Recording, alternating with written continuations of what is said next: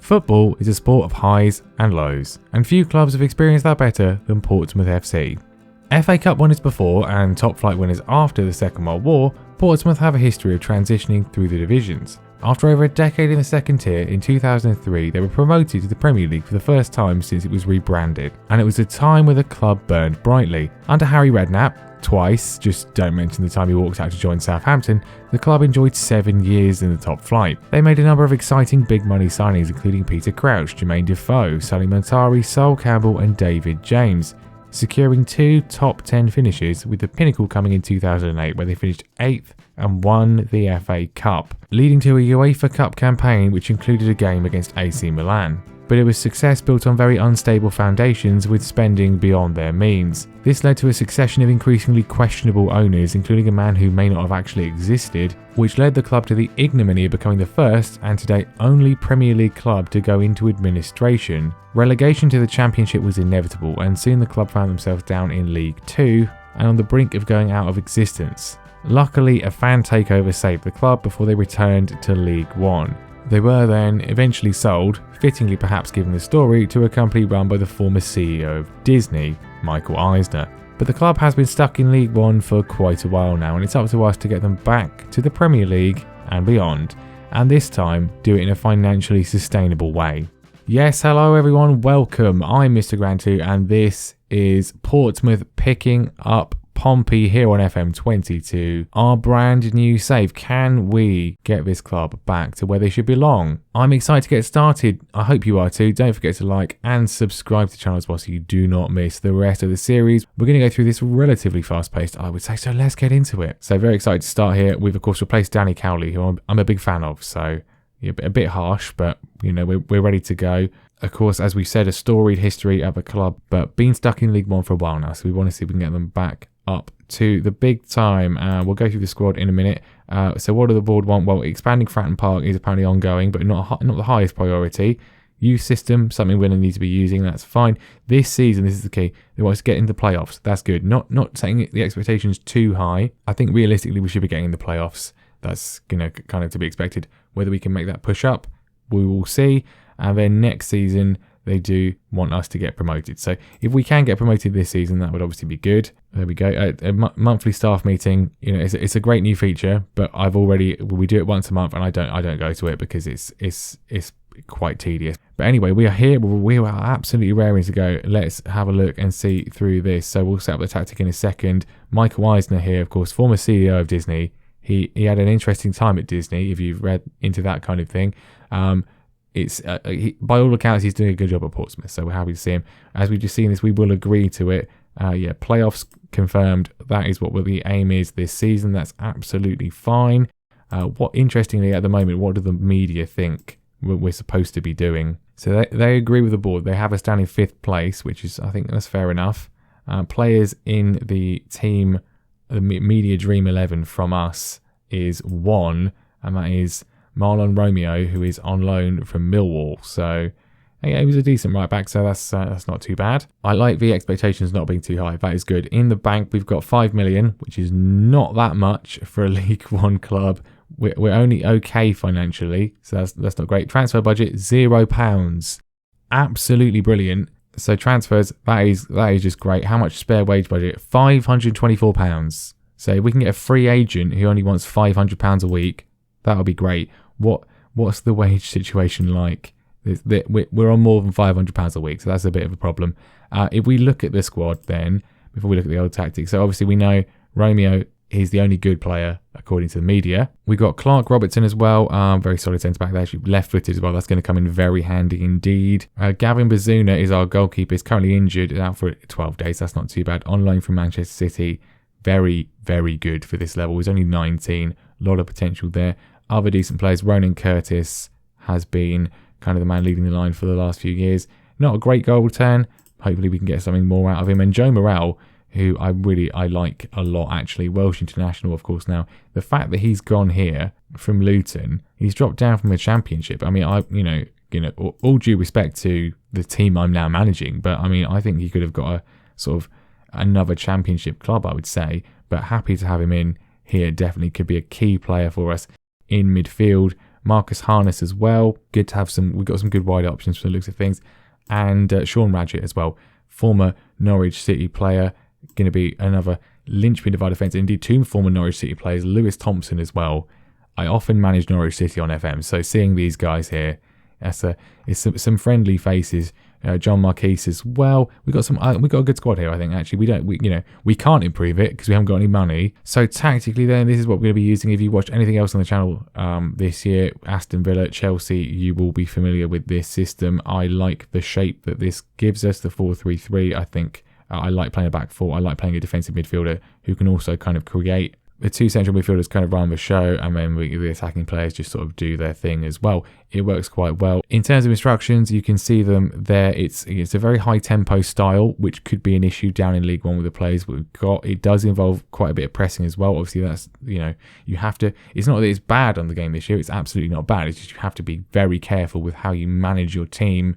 You don't do it too much. We also it's quite a counter-attacking system. We look to get the ball out quickly from the back. We look to break at speed. That's where a lot of our goals come from. And set pieces as well, although obviously the near post corners have been tweaked, but they're still an effective system, generally speaking, just not completely broken anymore. And I think we do have the players to do this quite well. The fullbacks, I mean, they're players wing backs, but they are positioned as fullbacks in Oglaville at left back and Romeo, of course, at right back.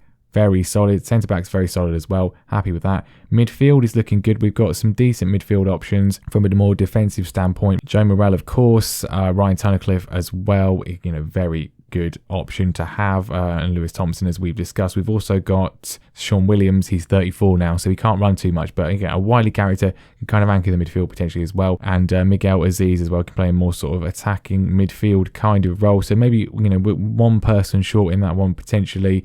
We also kind of need maybe one more centre back to support. We have a lot of wingers and strikers,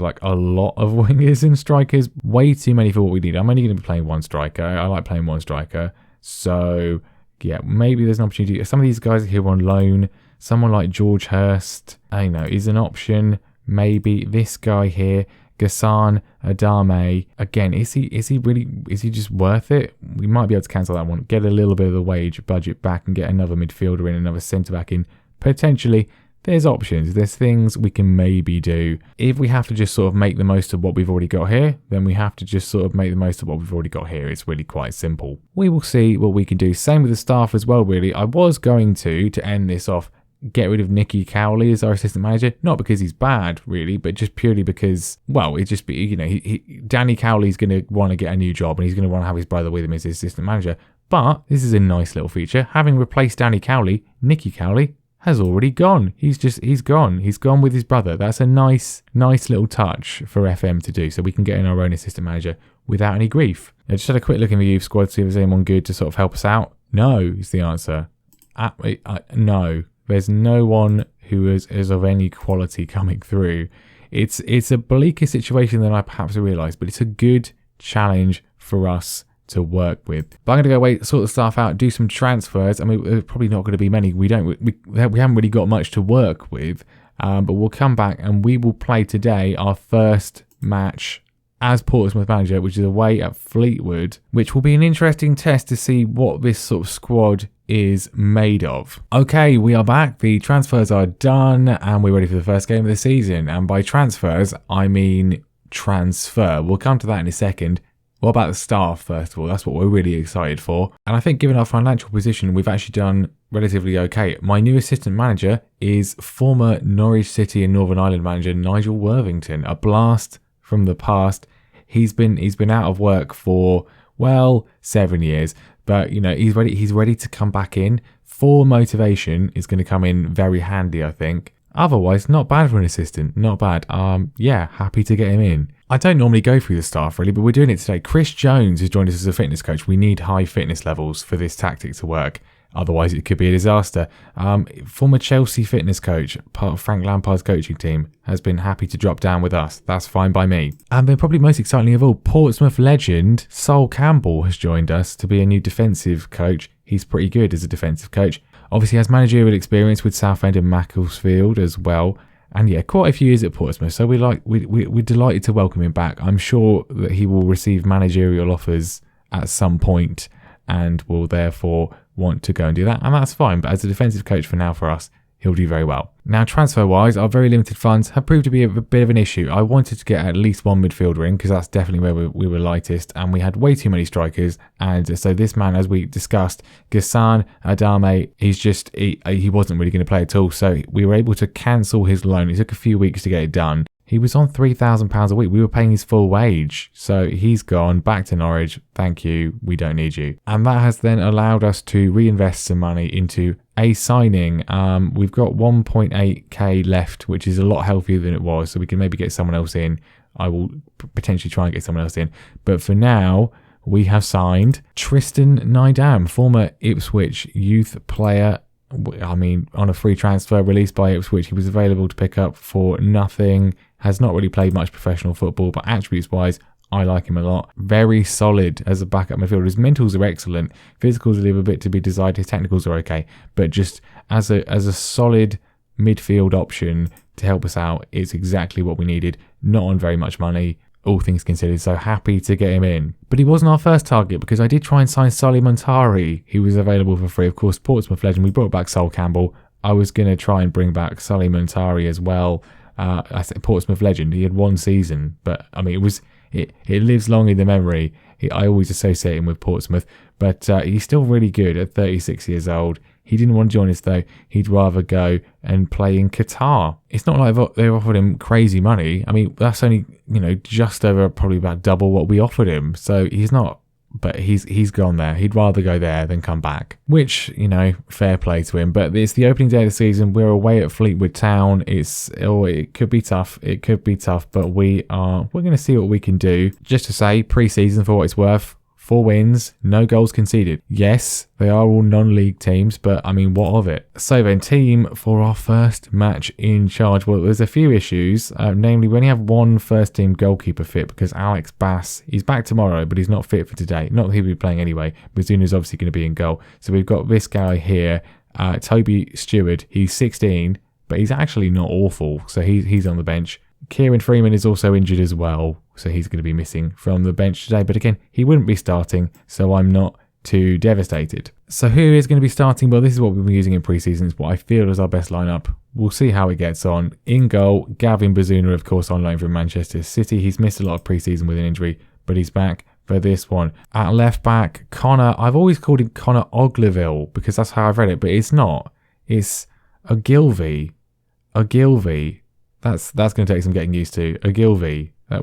Connor Ogilvie. Well, I'm glad I've learnt your name now, sir. He's at left back. Clark Robertson is going to be in central defence alongside Sean Raggett, of course. And Marlon Romeo, our best player according to the game, is at right back, of course, as well. Midfield is going to be Lewis Thompson anchoring it. Quite a few former Norwich and Ipswich players are now in the team, which is nice to see. Ryan Tunnicliffe is going to be the box-to-box midfielder. He is probably our best midfielder overall.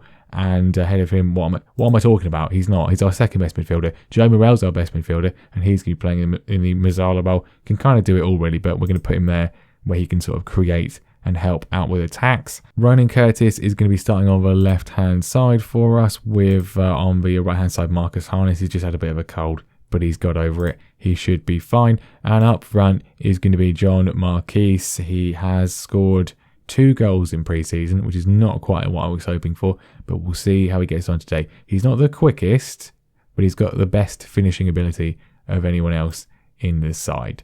Okay, Fleetwood, they've got Anthony Pilkington. They've got Anthony Pilkington. Jordan Ross is captain, but Anthony Pilkington, he must be about 42 years old.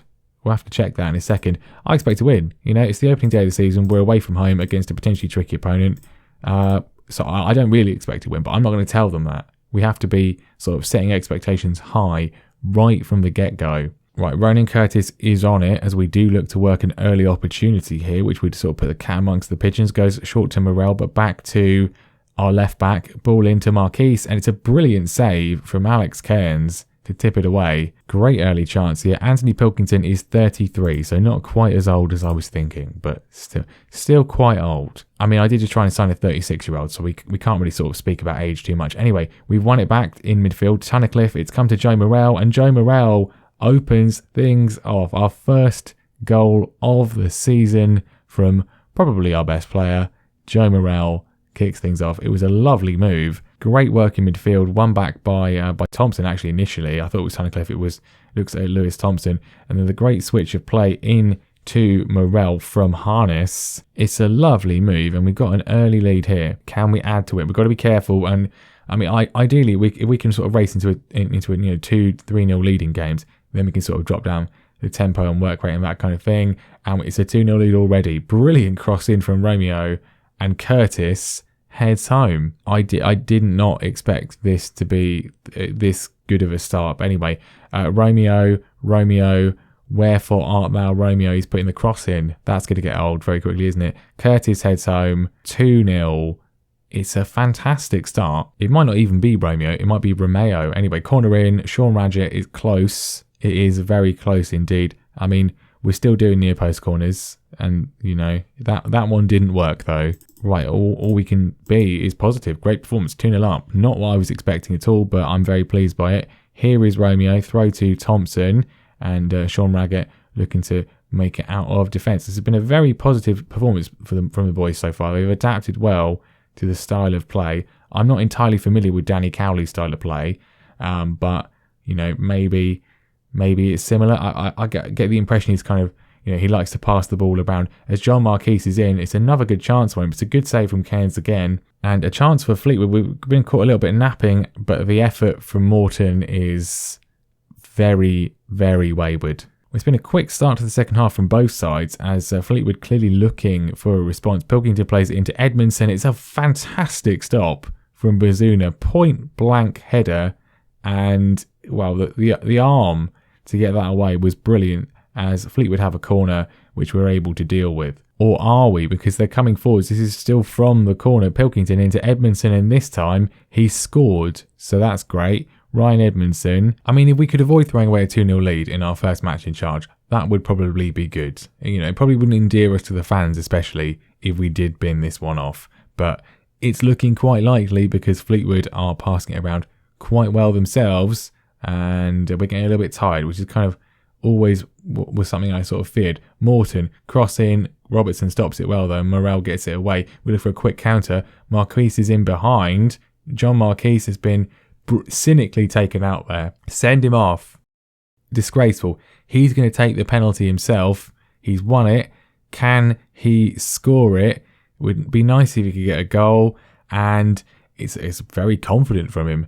The goalkeeper didn't even move. Really nice from Marquise. I mean, very confident. Bottom corner, perfect placement. 3-1. We're looking much more comfortable. But there's a free kick for Fleetwood, which has just been, Bazuna made a great save earlier on. I don't know what he was doing there. His positioning is all wrong. He's by the penalty spot. He's completely off his line. I mean, what on earth he's thinking? And Edmondson can't help but score. 3-2. Right, we need to make a change. Harness has had a good game, but he's getting tired. So I'm gonna bring on Hackett for him initially. Marquise as well is tight. Really, the whole front three have worked very hard today. So Curtis is going to come off for Jacobs, and then Ellis Harrison is going to come on for John Marquise.